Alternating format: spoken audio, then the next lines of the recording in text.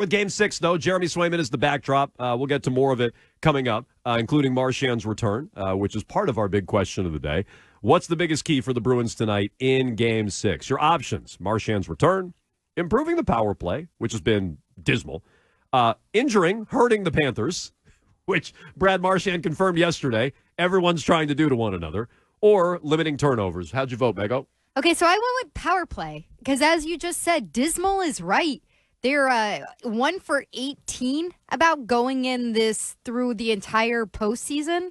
I think they're executing, according to NESN, 22.6% on man advantage throughout the entire postseason, and they're 1 for 14 on the advantage through this series. Well, and just remember how they started. They were unbelievable against Toronto to start that series. So it's just, it's such a glaring, lopsided thing. And you think about, was it Game 3 when it was so in favor of the Panthers with what they were able to do? Your penalty kill just was non-existent. It's been the whole series according to Arcan, okay. But yes, Game 3. But you know what I'm saying, where they were able to execute so heavily on it. And overall, like, I know I've been whining about this for this entire series now. Your offense has just been pretty weak overall. At times it showed up, and it showed up in a really great way in the first period in Game 5. So if you can replicate that, hey, I think you're off to an amazing start. But the power play with Brad Marchand back in there, Marchand, I think, is going to be a huge piece to what they do in this game. But having him back in the power play and hopefully be able to finally unlock something, it's such a big deal that Jim Montgomery held a meeting about it yesterday. He had a meeting with everybody, sit down, like, what are you seeing on the power play? Went out in practice, said that, hey, it looks a lot better now. I don't know if I buy that, but it seems to be something that they're zeroing in on because it's one thing that they can definitely improve on. And they haven't unlocked anything up to this point. I don't know if they'll do that in one meeting and one practice, but if they unlock it, then it'll be a big deal for us. I like picturing how that meeting goes. Like, hey, boys, buckets off here, okay? We need to power one up there on the power play. We'll take you to Hortons after. Picture it like your billet sisters are out there in the crowd. They're watching you, okay, boys? Let's go. So Mego votes for the power play. Arcan, how'd you vote? I was split this morning between turnovers and power play, but I went with power play too. And the main reason, I mean, I agree with a lot of what Mego said, but my main reason for it is I still think the Bruins are going to be owed one of those games where they get the slant in whistles, which I don't think they've gotten yet, just in terms of the volume of power play. You can't deny that. They haven't gotten that yet. I think if that happens tonight, it's the only night it could happen. It's in Boston. I feel like this is, the crowd's going to be loud, and I think that the refs are probably going to lean in that direction a little bit. If they do, the power play just has to be better. 1 for 14, whatever it is pathetic. I mean, that's 7%. That's a very, very low number and something that they should be really working on improving. I'm glad they had that extra meeting about it. And if Marchand's back, I think that'll boost them too. But I didn't want to go Marchand's full return as the main thing because he's been limited, I think, while he was healthy out there. So for me, it's improving the power play if they get opportunities tonight, which I think they're going to. So do you think that tonight's going to be about the officiating? Please don't. I do. Please don't. I think it will be. The eye contact the three of us made when Arcan said they're gonna get whistles. Me, Mego, and Ryan. The look we all gave each other when you said they're gonna get the whistles is just unbelievable. Let's please not go back down that path. So power play is the vote. And by the way, their only power play goal in this series was Pastrnak, and it's his only power play goal in like 40-something games. So getting that clicking, obviously a big one. You can vote at Jones and Mego. What's the key for tonight? Is it the power play? I'm on a sedative today, by the way. Just so you know. Okay, good. Is it limiting turnovers? Is it injuring the Panthers, which we'll get to coming up? Or is it how I voted, Brad Marchand's return? Here's another test for Marchand versus Bergeron tonight. And I know they won without him last game, but they also lost the game without him prior. What happened when Bergeron returned in the postseason last year? He gave him a big lift against Florida, right? Didn't he? They lost all 3 games he played. Oh, right. So let's see how they play tonight. Let's see if Marchand's return. You remember that? Let's see if Marchand's return It's not awesome. makes a difference. I think it will. I think it's going to give him a huge lift. I think, him traveling gave them a lift to Florida last game. And I do think that was something that was tangible there. He was on the trip. They had his sweater hanging in the stall. And so I think that had an impact. Never mind on the ice. And you have to imagine Marchand is going to be playing with some reckless abandon. I'm not talking about like borderline hits, though that's in play. I'm saying I would imagine he's going to be out there with an extra gear tonight. Just a guess. And I think the team's going to respond. However, one thing that scares me, Arcand, about Marchand's return is the team being a little too high-strung.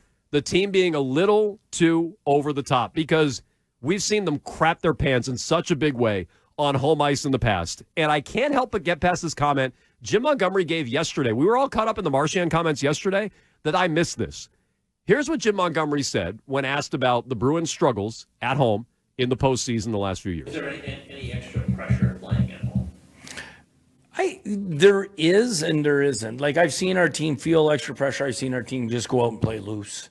I think it just depends on where the series is at. And I also think there is a negative side to playing home is when your fans start to boo you, it impacts your players. It just does.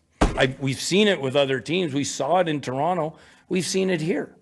It's not a lack of effort. Players aren't not trying to win. They are, and it's just sometimes you got to be patient. Us as players, we got to play through that. It's easier to be patient on the road. You can be down 1-0. You can still play your game. Those things factor in. They just do. What a whopper of a comment from him. Really? So like, I want to get to that comment, but just to follow up on the Marchand thing, the team's already high-strung. They're already, at home, they already are grabbing their sticks too tight. Now you have Marchand, and the crowd is just at an 11 on a scale of 1 to 10. The crowd will not be the problem tonight. It won't be. They're going to be ready to go. Can the team handle that kind of environment? I'm nervous about it, even before you roll Marchand into it. But those comments are amazing from Montgomery. I don't.